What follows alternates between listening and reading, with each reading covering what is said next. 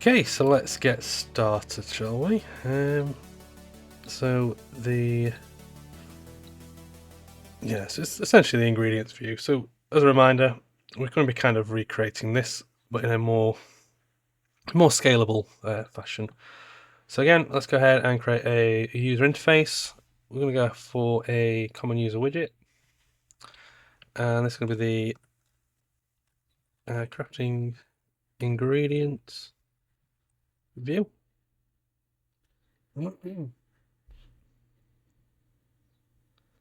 I may change that name, not sure. Right, so let's open that up. Let's look at the production menu. So it does need to go in here. Now, do I want it to always be there or not? Let's have a look.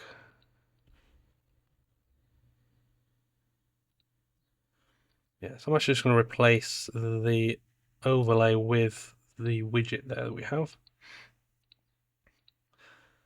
Okay, so let's see what we can do. So this does have a widget switcher in it already, but that's to show the selection, which we don't really want to do at this particular stage, because it's no longer needed. We're kind of doing it differently. So the only bit we really need to look at is this screen here. So we do have the icon at the top there.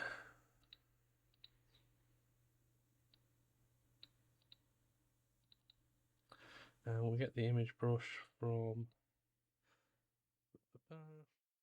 that there. So let's see how that's happening. Yeah, so we do that just as it's set, and it's set to that. Okay. Let me just double check the data structure that we have. So we don't have a specific icon in there, but we do have an icon in there. Just wondering if it's worth adding one to here. But then again, do we need it at all? I guess that's the other question. Actually, I'm going to say probably not. So I'm probably going to skip the actual image. So we're just going to have the name at the top. And then some of the data here in regards to how many is in the inventory already. So let's start with that. So what I'm going to do, I want to use the data display base. So I'm going to put that in to begin with. So the title is going to be the name of the object that we want to craft. So then we need this section here as well.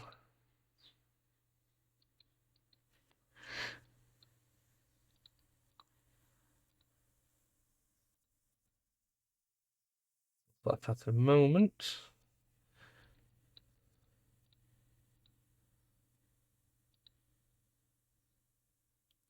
Yeah, so we're just going to pass in the recipe. So we're going to create a function on here called update recipe. And that needs to have an input of the crafting recipe.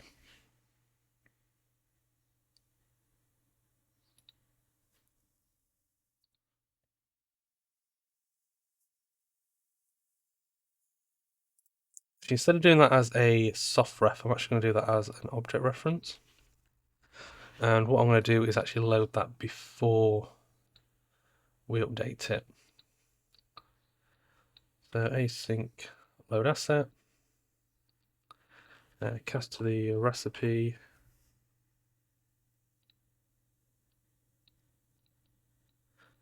And then from here we can get the ingredients view, and then we can update the recipe. And we can just pass in the loaded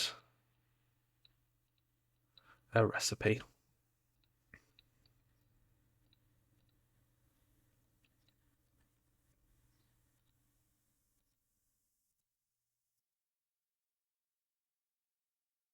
Okay, so when we do select a recipe, it should go through the motion and do this. So then we can kind of then just use the data from here. So we're going to store. I say we're going to store. Do we need to store? Possibly. So we do have the item there, so we are going to have to load that. So yeah, let's store this. So we've got recipe.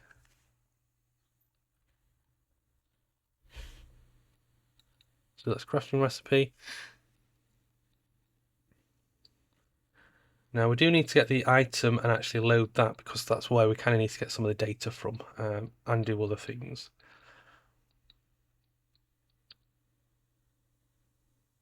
So let's do it with on the main event graph. We want to add an event, custom event. So update. So we'll call it load item data, and that's going to have an input there of the item base. That's going to be the class reference. Item class.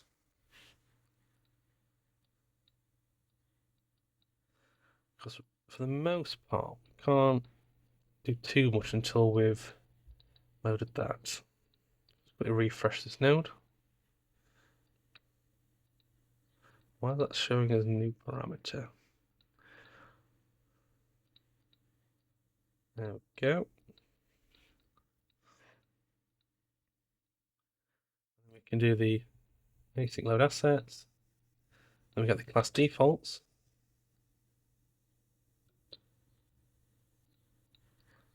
Oh, we do need to cast to the item base first, actually. Item base.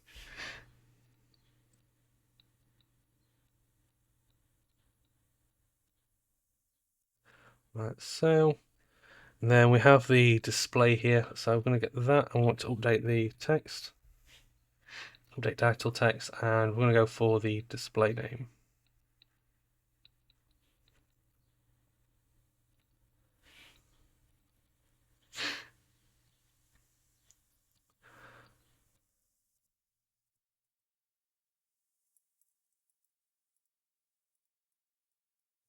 So that should update the display name. Quick gander in here.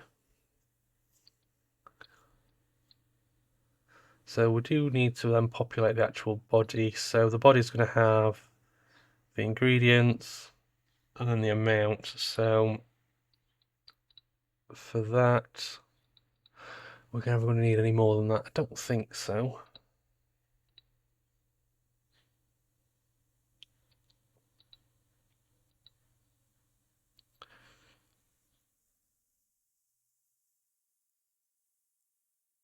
So I'm just having a think for a second.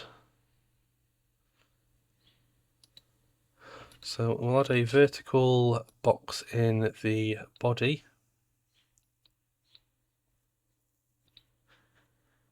And then we do need, so let's quickly map it out a little bit. So image, that's kind of one section, that's the other section. A little bit of padding just to make it a bit clearer. And I'm just going to go design on screen as well. So we do have then this section here, which is going to be the list of the resources. So for that, I'm actually going to do the data display again.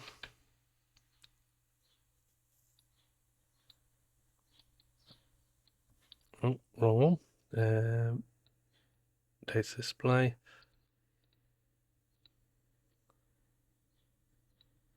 So this one I can do ingredients or resources.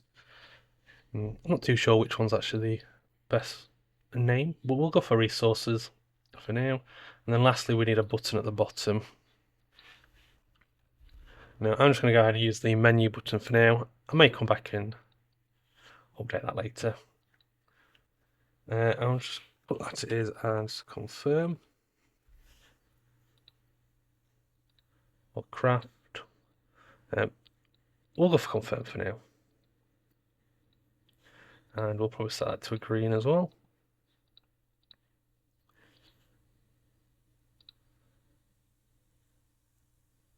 So starting to see how that's looking there. So I do want to actually add some fill on here as well, so it fills correctly. So let's go for the resources, what's that to fill? So that should push the button down. Yep, and that has done that here.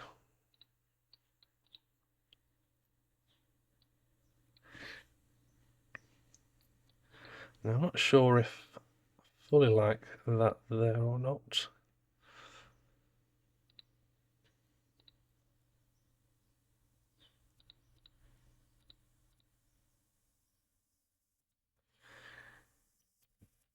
We just need more padding, take a guess. At the top and the bottom. Maybe.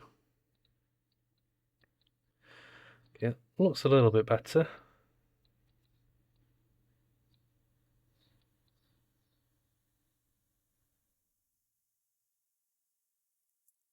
Yes, I'll go for that for now. So the next thing we need to do is the infantry and the printable amounts. Now I think I'm just going to copy this. Now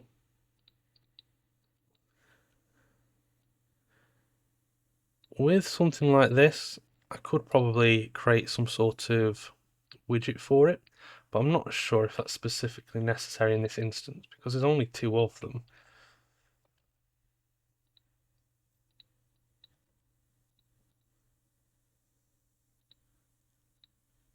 So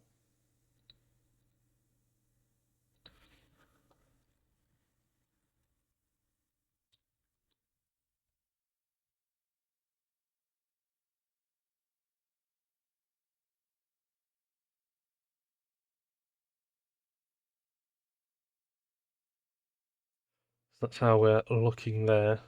So that way we only just have these buttons to update. I need to re-add that padding back in, I think. So we'll go to the top and then this one for the bottom.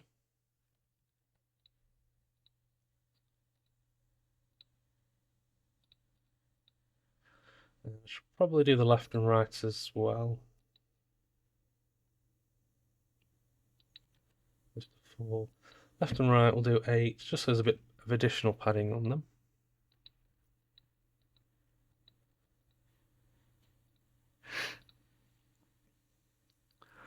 And again, you may notice that I'm sort of flicking back between these 2 menus. So the idea is that when I'm looking on here, I can kind of see how it's actually going to be affected by the layout where I plan to have it put.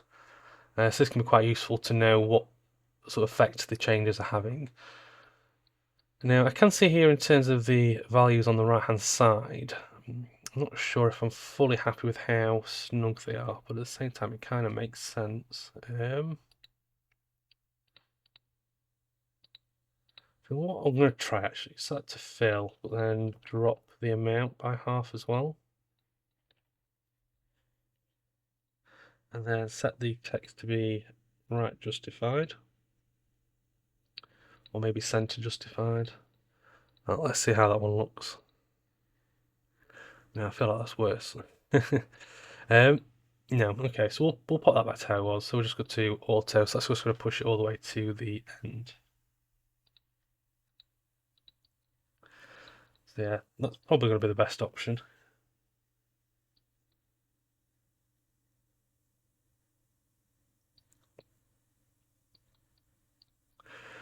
Okay, so in terms of the confirm button, we may actually need to sort that out for a button that doesn't work if you don't actually have enough resources to craft it. So we'll get to that in a second. The next thing we want to look at is the actual ingredients list. So that's what we do have here. I can't actually remember how that looked originally, so let's have a quick poke, see if we can find it. Ingredients, so that's just showing not much in here. So it's probably going to be the next one that we have to recreate as well. It's going to be the name with an icon. I'm not sure the icon's specifically necessary.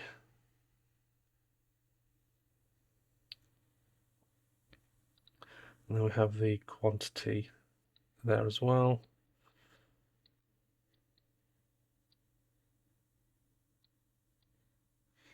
Right, okay.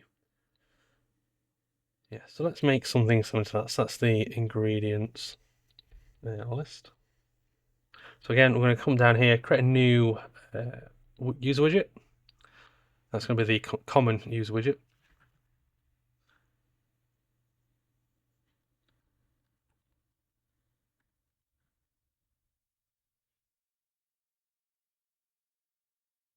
I'm actually going to call this one resource entry, because the category is called resource. Then we'll start with a horizontal box, and then we'll grab some text.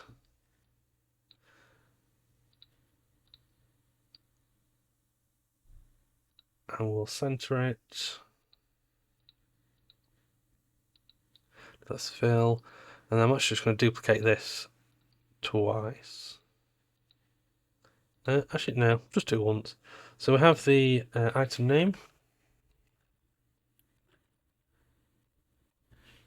And then we have the quantity here.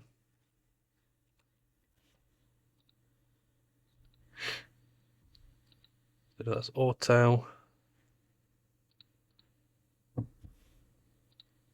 Now I'm not going to add any padding on here because it might be better to actually add it in here instead.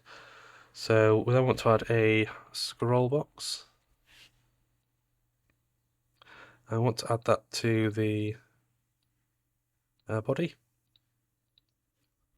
So the scroll box just allows us to have a scroll bar. So if for whatever reason we have a ridiculous crafting requirement for a particular item that ends up filling the space, we do then have the scroll bar. Chances are that probably won't happen, but for the sake of just wrapping it in a scroll bar, sometimes it can be quite nice. Again, if you're quite late in development though, and you realise that it's never going to be needed, then you could always remove it if possible. Okay, so we've got that there, so I'm just going to call that the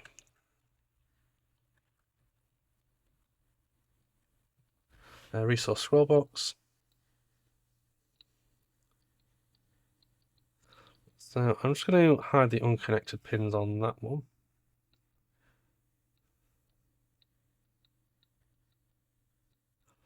Like so.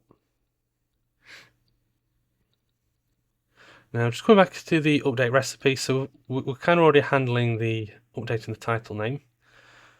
But what we then need to do as well up here, we can also, let's make these as variables as well. So that's going to be the in inventory. And this one's going to be the printable amount. And that's going to be a variable as well. Now the in inventory we should be able to handle quite easily up here. So we want to get the in inventory text. So we don't want to set the text. So we'll do that after. Now, I don't think we get the inventory at any point so far. Now, so I'm actually going to go ahead and get it here. So get the owner. So owning player. So that's going to return the player controller.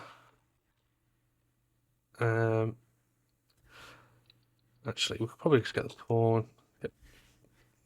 Get owning.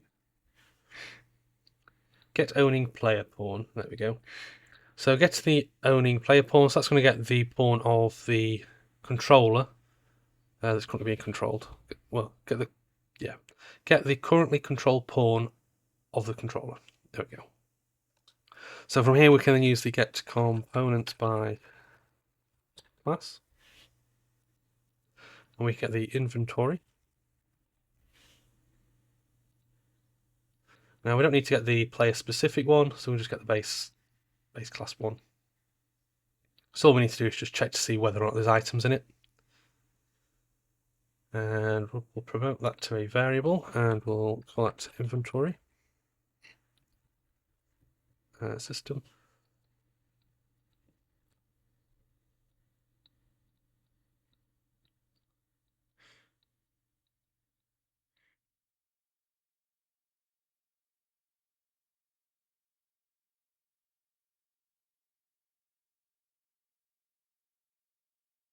Okay, so we've got that there.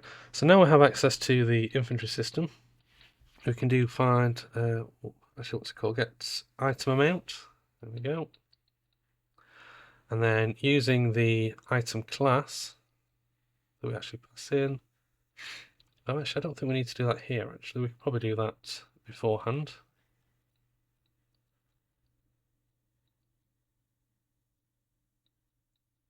So this is just inside the update recipe. So we've already got access to the item class, well, the soft class reference up here, which is what we need. And then once we've got that, we can then convert that to a text, and we can update that.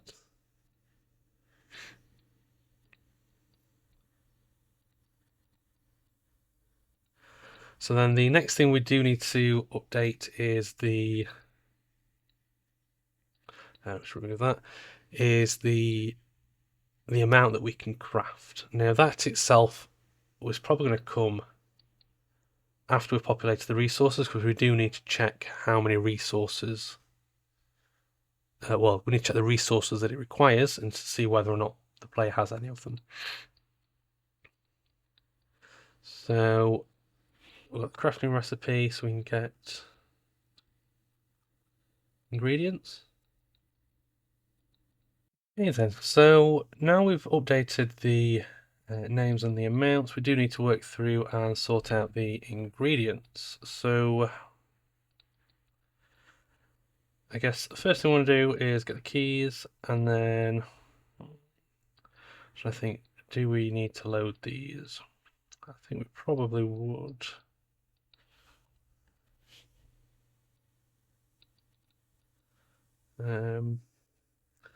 Because we could just resolve them, and then we could get the class defaults and get the display name.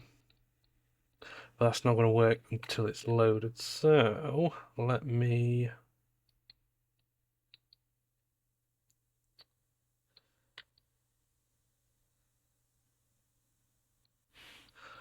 do it this way. So go back to the event graph, and this is going to be another event. So load ingredients. And what I'm going to do is actually just get it straight from here.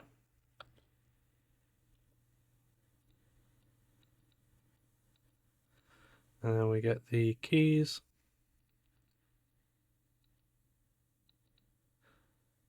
Actually, do I want to do it that way? Actually, no, I do not. Let me do it this way. Keys. Oh no, so we need to get the ingredients. And we get the keys. And then we do want to call that load ingredients, but I do need an array of the base class on there. And that needs to be an array. Get that in. Right, so. Okay, so now we're in here. What I'm actually going to do, actually I will need that, but not just yet. So I'm going to put that to a variable. That's going to be ingredients to load. And then we get, so essentially we're going to do a similar trick to what I did in all the other widgets. So essentially get the first one, although I want to check to see if it's empty first. So it is not empty, shall I say.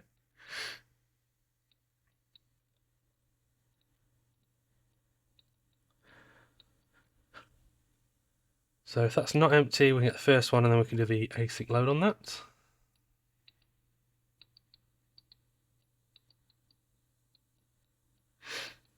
And then once we've done that, we can cast to the item base class.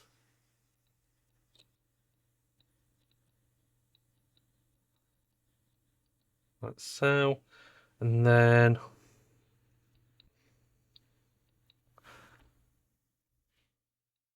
I'm going to create a new function called handle loaded ingredient. And I want an input there of the item base, but I want that as a class. Single item class.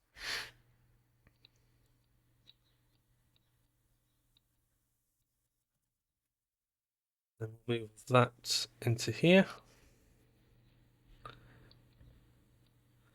So then we can then create a widget.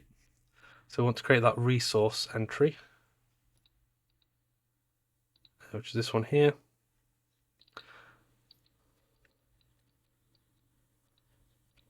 Now we could probably just turn this directly into a data. We'll just pass in the data directly, because I don't think it needs to be anything too fancy. So on construct, I'm going to update the item name. And then we have the quantity as well.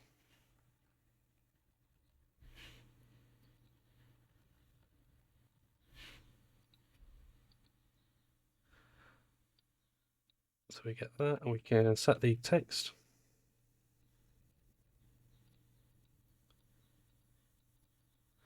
And we'll do the same for the quantity, so set quantity.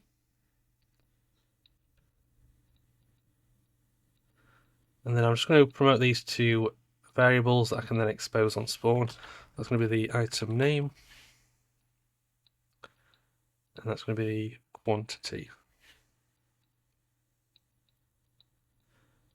And we'll go ahead and set those as instance editable and expose on spawn.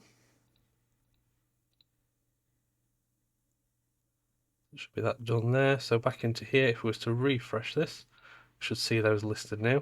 So we get the class defaults from this. We can connect the display name to the item name, hide the unused pins.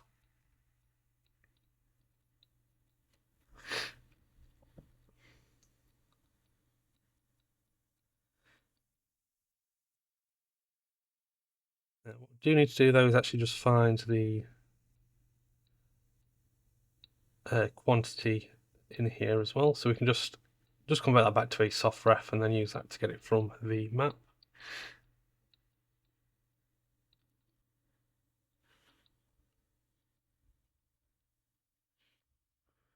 A little bit tidying.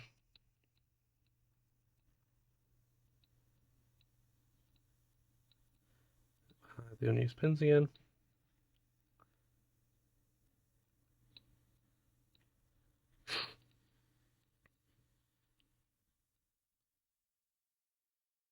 Okay, so now we've done that, we can add it to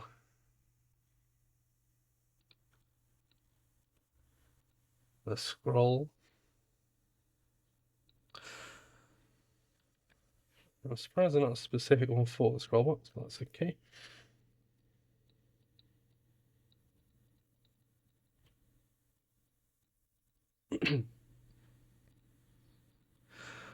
Just like that. So back in here, what I do want to do though is just on the resource scroll box, I do just want to clear all children. At the very beginning. That just makes sure that it's empty beforehand. Now I may come back in at some point and possibly do some sort of pooling system for these, so it just reuses the same widgets for having to recreate them. But for now, I'm just going to create new ones.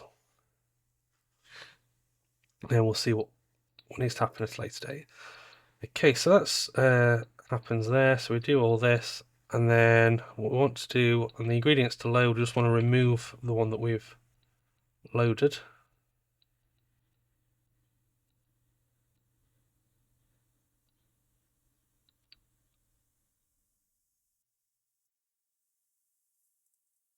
Again, a little G there, we can just convert the item class back into a soft ref to remove it from that list. Okay. Now I think we should have something that sort of works. So let's have a quick look.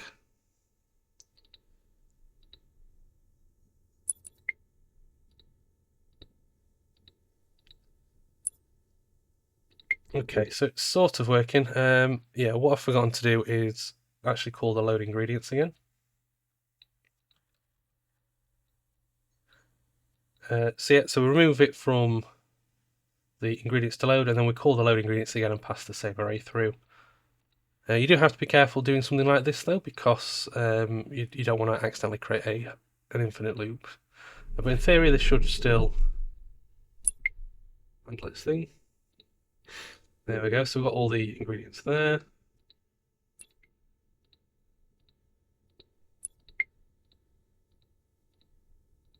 And they seem to all be updating. So the name's updating as well, so that's good.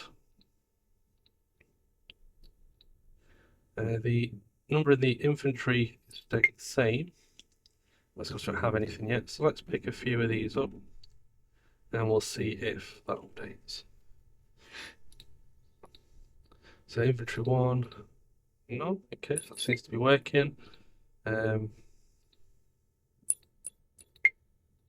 Sniper. It's showing that we do have the white one in the inventory at the moment, so that's good.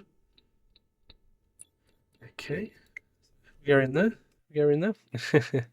Right, then, so now it's doing that. The last thing we do need to do though is actually update the amount that we can craft. So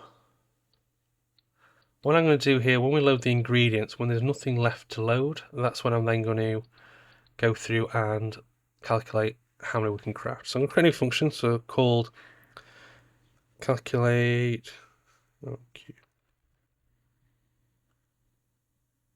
craftable amount.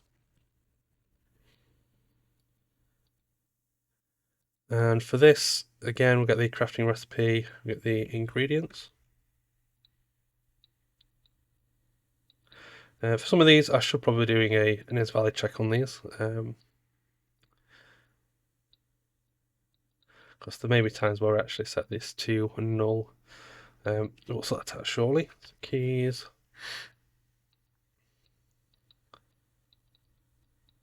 We'll do a for each loop. And then we get the inventory, and then we can get the amount.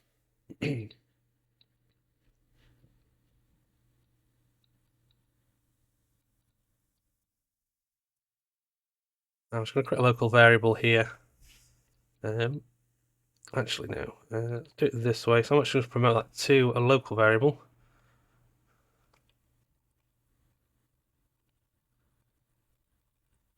That's going to be called ingredients available. Just so we've got a copy there.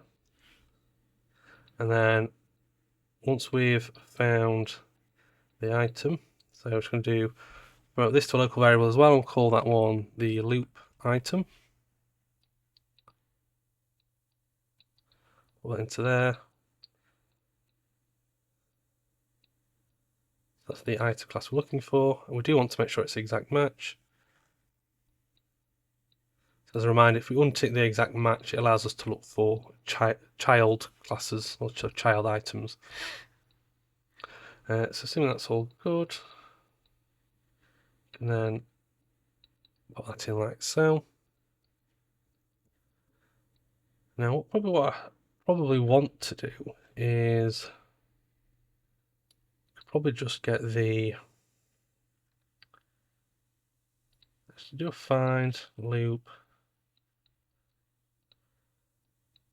So if I actually take this and divide it by whatever this is, now, is there a safe divide? No, there's not. So we may get an issue where it pops up saying trying to divide by 0. Although, no, in theory we shouldn't. Because that should be fine. So yes, we'll do that. So the value in here is actually how many we could create for that specific object. So once we've looped through all of them, all we then need to do is get the values. And then can we get the min? Yeah, a min of int array. So the min of int array, what that does is it just returns the minimum value, so the smallest number in the array. So that's quite handy because it means we don't have to keep looping through them all. So printable amounts get, and then we set text.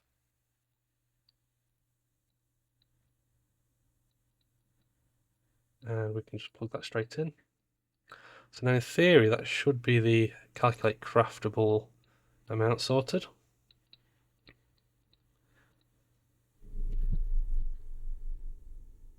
So what I'm going to do is, none of these are going to be craftable. Although I say that I do have quite a lot of the metals over here, so let me just pick some of these up.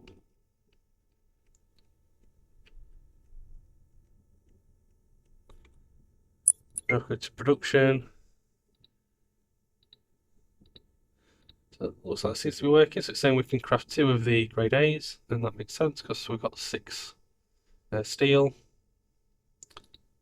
I'm going to craft 1 of these because again, the limiting factor there is the amount of steel that we have. If we look at these ones, these should all say 0 because we don't have enough of those.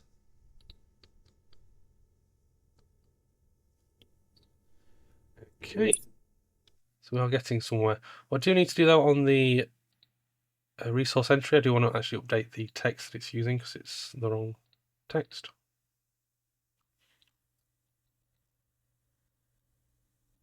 So I'll quickly update that as well. And I probably want to update the size so it's a little bit smaller. And we'll see how that looks.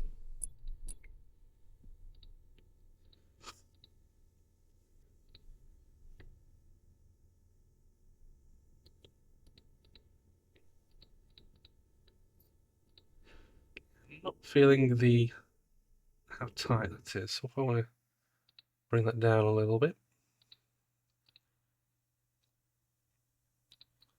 So I do want some padding on here, but it doesn't look like I can actually add any, unfortunately. So I'm just going to wrap that in an overlay.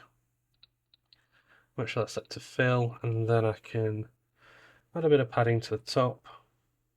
We'll add some to the bottom as well. And we'll add a small amount, well, a smaller amount to the sides as well, just so it brings it away from the edge a little bit.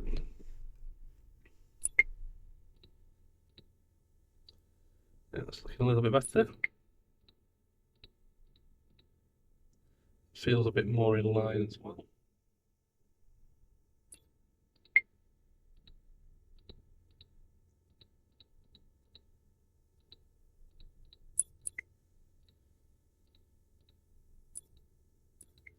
Okay. So yes, that seems to be working for the most part. So what I'm going to do, I'm just going to do some small tweaks and changes here and there, just poke around, just to make sure everything works as intended, and then I'll be back to do a little bit more with you.